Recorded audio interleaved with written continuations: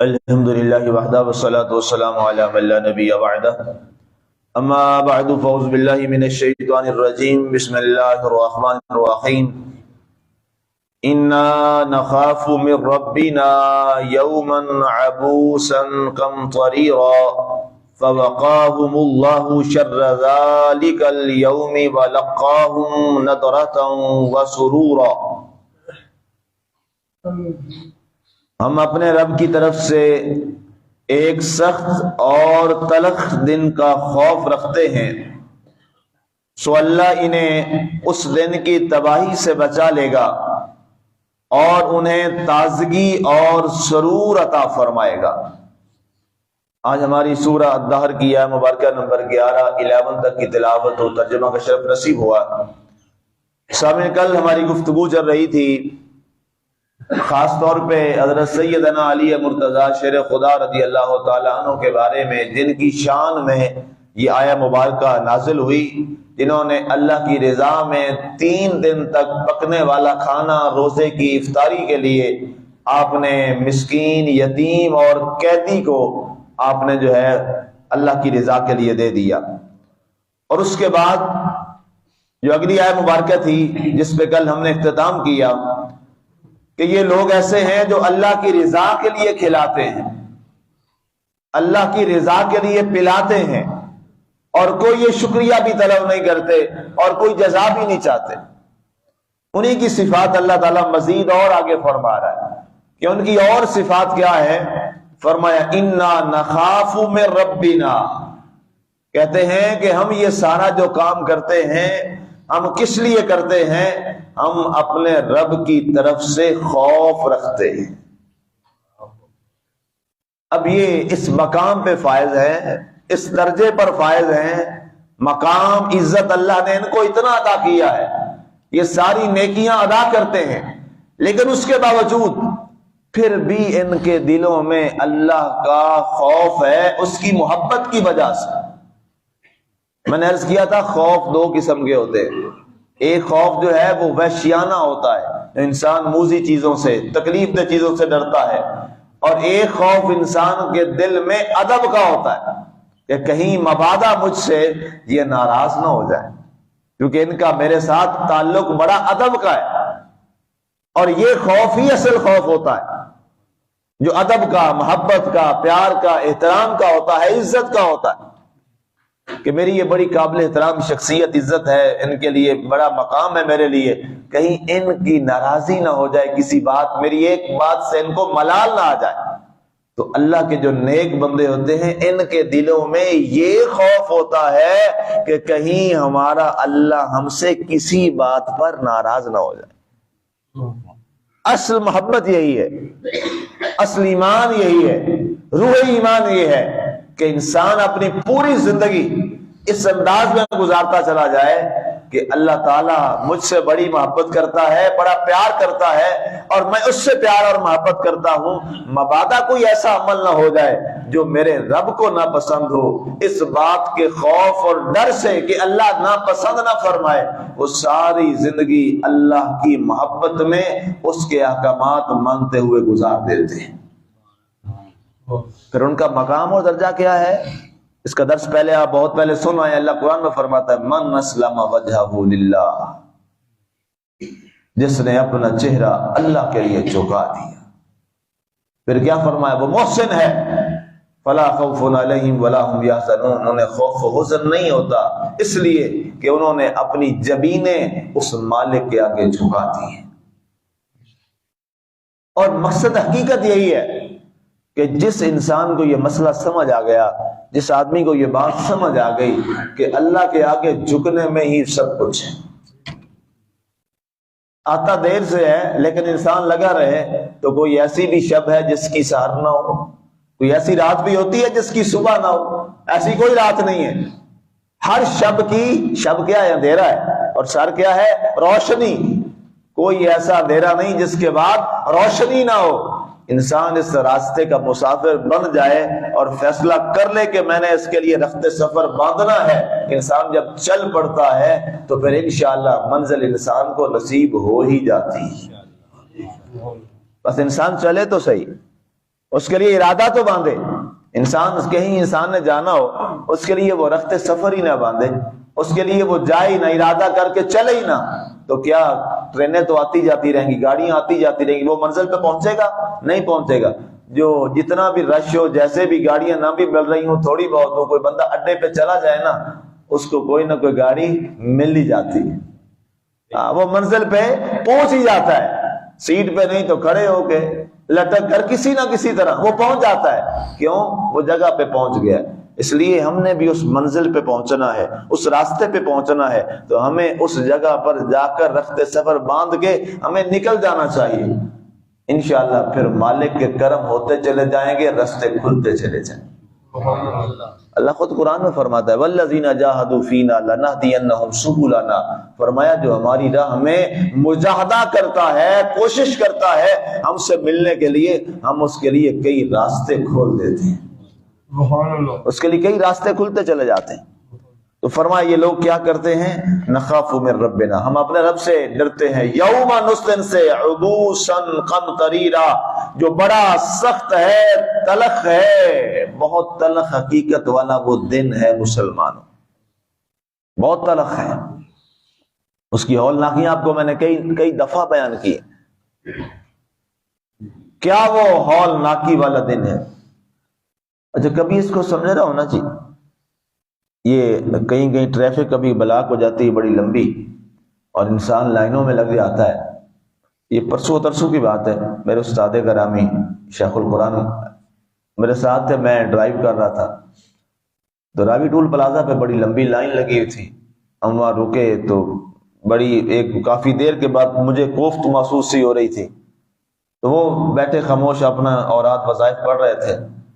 تو یہ معلمین جو اساتذہ ہوتے ہیں, یہ بڑے بڑے طریقے سے انسان کی اصلاح کرتے ہیں. تو میری طرف دیکھ کے فرمان لگے کہ مفتی صاحب لگتا ہے آپ بہت پریشان ہیں چہرے سے. میں کہا جی یہ اتنا رش, یہ وہ فطری چیز ہے. کہنے لگے بس قیامت والے دن اس سے زیادہ لمبی لائن ہونی. یہ ہفتے کی بات ہے, اور بس اس کے بعد پھر وہ اپنے وظائف میں شروع ہو گئے. اور یقین کریں وہ سفر واپسی سارا ابھی تک اس کیفیت سے میں نہیں نکل پایا کہ اس دنیا کی یہ چھوٹی سی لائن ہے, اور اس میں کوئی حساب کتاب بھی ہم نے نہیں دینا, لائن میں صرف لگے ہوئے ہیں. تو اتنی طبیعت میں کوفت ہوتی ہے نا جی, کوفت بڑی کوفت ہوتی ہے. کئی لوگ تو زبان سے پتہ نہیں کیا کہ اور دائیں بائیں یہ وہ رستے, لیکن پھر بھی نہیں ملتے. زبان سے کئی لوگ لغویات بھی بول دیتے ہیں, بے صبرے ہو جاتے ہیں, لڑائیاں ہو جاتی ہیں. لیکن قیامت اور حشر کے روز تو اس سے بھی زیادہ لمبی لائن ہوگی. اور پھر اس لائن میں یہ نہیں کہ وہاں سے نکل گئے آگے سے, نہیں, وہاں تو کھڑے ہو کے پھر حساب بھی دینا ہے. ذرا تصور کیجئے, اللہ اکبر اللہ. یہ بزرگوں نے ہمیں چیزیں سمجھائی ہیں, ان شیوخ نے ہمیں یہ چیزیں سمجھائی ہیں, بتائی ہیں. وہاں تو حساب بھی دینا پڑے گا, لائن میں بھی لگنا پڑے گا, حساب بھی دینا پڑے گا. فرمایا اس لیے ہم اس دن سے ڈرتے ہیں جو بڑا تلخ دن ہے, حساب و کتاب کا دن ہے, خوف کا دن ہے. اللہ نے معافی تلافی یا جو معاملات ہیں یہ وہ بات کے, ایک چور ہونا اس کو ویسے چھوڑ دو, ویسے چھوڑ دو, اس کو کوئی فرق نہیں پڑتا. اس کو چور بنا کے چوری ثابت کر کے پھر معاف کرو تو پھر اسے احساس ہوتا ہے. اللہ کا نظام یہی ہے, ایک دفعہ سارے اس پروسیس میں سے گزریں گے, ہر ایک گزرے گا, اس کو اس کی حیثیت دکھائی جائے گی, پھر فرمائے گا ہاں جو چاہوں رحمت تو اس کے بعد, تاکہ بندے کو قدر تو ہونا کہ اس کی رحمت سے معاملہ ہوا. اس لیے فرمایا وہ ڈرتے ہیں. فَبَقَاهُمُ اللَّهُ شَرَّ ذَلِكَ الْيَوْمِ, بس اللہ انہیں اس دن کی تباہی سے بچا لے گا. جو دنیا میں یہ خوف رکھتے ہیں کہ وہ دن بڑا تلخ ہے, خوف والا ہے, اور اپنے آپ کو ان برائیوں سے بچاتے ہیں جس سے وہ دن تلخ نہ ہو, فرمایا پھر اللہ کیا کرم فرماتا ہے، انہیں اس دن کی تباہی سے بچا لے گا، محفوظ کر لے گا، کیونکہ دنیا میں وہ اس سے خوف زدہ تھے، ڈرتے تھے اور اپنے اعمال ٹھیک رکھتے تھے۔ وَلَقَّاهُمْ نَضْرَةً وَسُرُورًا، اور انہیں تازگی اور سرور والی زندگی عطا فرما دے گا۔ اگر ہم یہ چاہتے ہیں کہ اس دن ہمیں تازگی اور سرور والی زندگی مل جائے، ہمیں نعمتوں والی زندگیاں مل جائیں، کرم والی زندگی مل جائے، تو آج جیتے جی اپنے مالک کی اس محبت میں ڈوب کر اس کا خوف اپنے دلوں میں پیدا کر لیجیے۔ یہ جو بار بار پڑھا جاتا ہے نا جی، لوگ بڑی جلدی سے پڑھ جاتے ہیں، ہر ایک نے یہ آیت یاد کی ہوئی جناب، اور سنا کے بس واہ واہ کرا کے چل جاتے ہیں۔ الا ان اولیاء اللہ لا خوف علیہم ولا هم یحزنون، اللہ کے ولیوں کو نہ خوف ہوگا نہ غم ہوگا۔ کبھی یہ بھی سوچا ہے یہ خوف اور حزن نہیں ہوگا، یہ کب کس منزل پہ وہ کب پہنچے ہیں؟ ہر روز عشق کی بھٹی میں جلتے ہیں، ہر روز آگ کے دریا سے گزرتے ہیں۔ یہ کیا عشق الہی کوئی آسان کام ہے؟ محبت الہی پہ اترنا کوئی آسان کام ہے؟ یہ کوئی مذاق ہے؟